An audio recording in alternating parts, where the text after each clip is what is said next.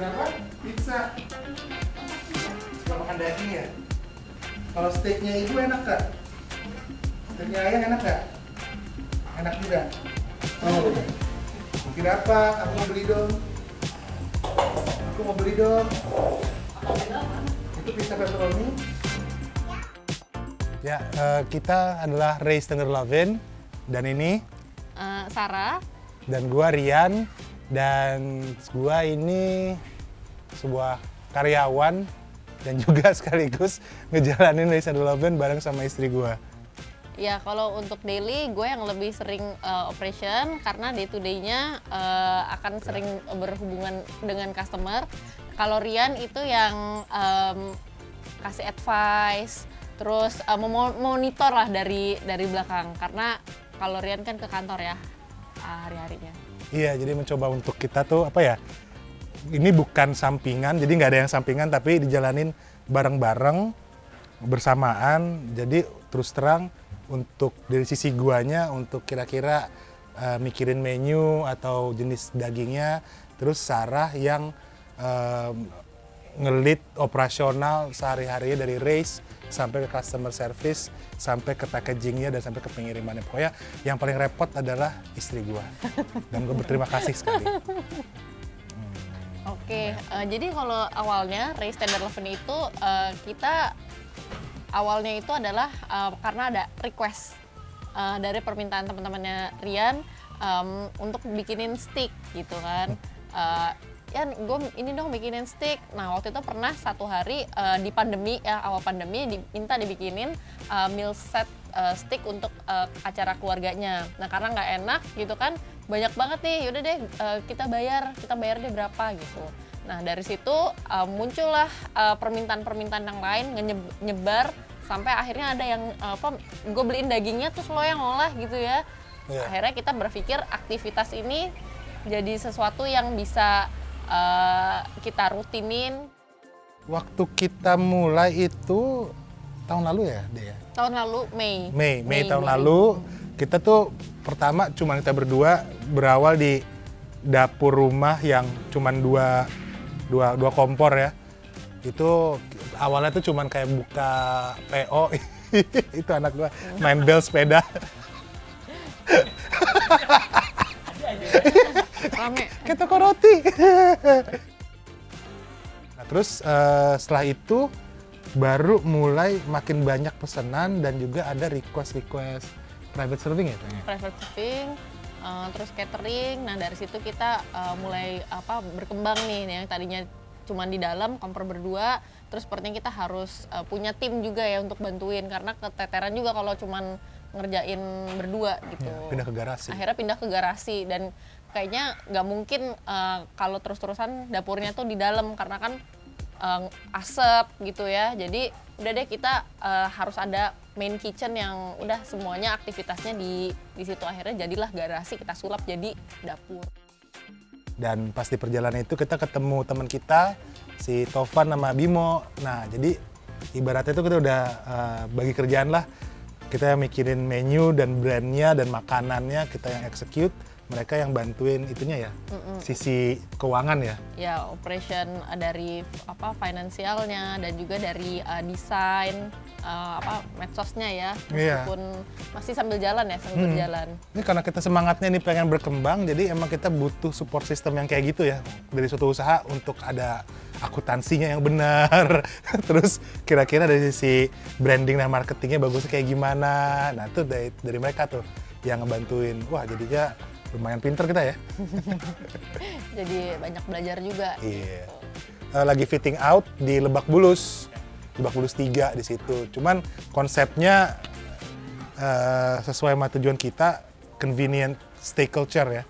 Jadi sebenarnya makan steak itu bisa berdiri atau bisa yang simple aja, nggak usah kayak piring putih atau apa. Jadinya ya biar lebih reachable aja gitu aja. Tapi emang budaya kita pengen lebih mengajak teman-teman atau masyarakat umum untuk bisa melihat atau memahami tentang steak, tentang daging. Jadi nggak harus melulu sirloin, rib eye, tenderloin, dan primary cuts itu, tapi juga sebenarnya kalau ada juga potongan-potongan daging yang harganya di bawah itu, tapi nggak kualitasnya masih bagus, tapi di potongan lain gitu ya, kayak di sisi chuck, ada oyster blade, ada feather blade, atau bahkan juga bisa dibikin ininya ya, picanha sekarang kan lagi ngetren tuh, tapi biasanya pas udah mulai ngetren harganya mulai naik tuh di pasaran. Jadi kita nyari potongan-potongan yang belum terlalu terkenal, jadi harganya bisa lebih affordable. Ya, terjangkau, bisa lebih terjangkau oleh masyarakat dan teman-teman lebih luas. Udah, lo ada visi-visi sendiri nggak sih kenapa lo pakai daging lokal yang lo treatment sedemikian rupa? Apa ya dia? Sebenarnya kita melihat gitu ya, potensi kita punya sapi, Indonesia punya sapi itu sebenarnya bagus-bagus. Kalau kita bisa milih dan mengolahnya, itu bisa menjadi satu nilai yang mungkin orang nggak akan nyangka ini adalah sapi lokal gitu. Makanya ketika kita ngeluarin Tomajang, nagrek, orang-orang ada beberapa customer yang kayak ini serius nih lokal. Mereka nggak percaya gitu. Tapi memang dari situ kita melihat ada potensi untuk ada rencana gitu ya untuk kita mengembangkan sapi lokal menjadi lebih common di stick gitu ya. Gitu. Jadi emang kenapa kita pakai nama-nama itu? Sebenarnya sih kita pengen ada rasa sense kayak di luar negeri ya, traceability ya. Jadi kita nggak bedanya apa sih gitu kan? Kenapa sih di luar negeri itu bisa lebih mahal dagingnya gitu dibandingkan sama yang di Indonesia? Karena di Indonesia kita ngelihat kita mau beli daging berapa kilo? 4 kilo. Kita nggak tahu daging apa, tapi daging sapi 4 kilo hanya itu kan. Terus udah kita nggak mikirin, kita nggak tahu itu jenis sapi apa dan itu di mana dan sebagainya. Nah dari situ gue mencoba gue sama Sarah ya lebih kayak menanya balik banyak ke supplier, bahkan kadang-kadang supplier nggak tahu. Wah saya nggak tahu pak, itu dari mana? Ntar dulu saya tanya lagi. Saya nggak mau beli kalau nggak tahu itu dari mana. Jadi tanya dulu dari mana. Sambil belajar sih sebenarnya sih kita, dan intinya sih pengen lebih nguatin sapi lokal yang bisa disajikan dalam bentuk steak, tapi tidak hanya sekedar daging sapi gitu. Itu sih. Jadi setidaknya nanti ya mungkin ada yang punya kemampuan lebih besar bisa ngangkat itu lebih bermanfaat, ngangkatnya lebih bagus lah dibandingkan kita ya, tapi ya kita mencoba untuk memulainya gitu sih sebenarnya. Yang membedakannya ya, kita tahu lah itu nih sapi itu banyak diimpor di Australia ya. Ada 5-10 restoran ya, suppliernya kan itu aja dan dari negara itu datang dari kontainer yang sama gitu kan.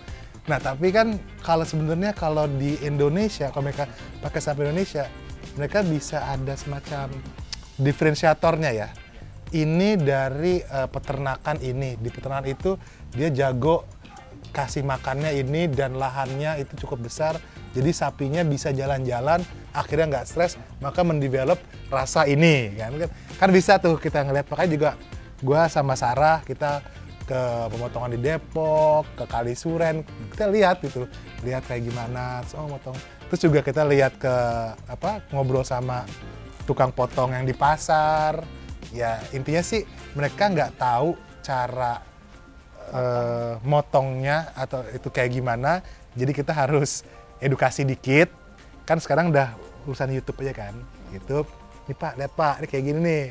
Oh iya bisa ya Pak, bisa. Nah, itu sih, jadi ya kita pengen meng-appreciate itu, dan agak susah juga di sini. Kadang-kadang pemilik sapi juga maunya kan, saya belum mau dipotong sekarang Mas, semuanya dipotongnya nanti 4 bulan lagi, tapi stok udah habis gitu kan, gimana? Itu juga challenge-nya ya, maksudnya konsistensinya ya. Menarik di situ. Jadi pas bisa berhasil menjual sapi lokal dan teman-teman sama konsumen berluas menyukainya dan enak, iya benar kita puas. Karena effortnya lumayan. Jadi lucunya kita expandnya berdua dulu ya, kita belum ada tim, jadi benar-benar berdua nih. Awalnya kita mau bikin kitchen di mana? Ada Arin, inget nggak? Iya, tapi kan dia sebagai bantuin. Dia yang bumbu-bumbuin. Bumbu-bumbuin, maksudnya belum kita ke garasi. Oh iya, pindah ke garasi. Jadi bener-bener yang pertama kali muncul di situ adalah sink dulu, justru malah sink dulu. Terus sink udah beli, baru kita beli meja stainless, baru kompor. Jadi masih transisinya tuh kayak barang-barang ada di dalam, di luar, di dalam, di luar. Jadi kayak masih bolak-balik sampai akhirnya udah kita harus pindahin semua ke garasi. Udah kita dedicated garasi sebagai our main kitchen gitu. Lucu sih, tim briefing. Kita pindah. Dari mana? Dari dapur ke garasi. Oke, sip. Oke, terima kasih. Kita Race and Lovin, dan jangan lupa untuk like, subscribe, komen di YouTube-nya Turaber, karetnya 2 karena spesial.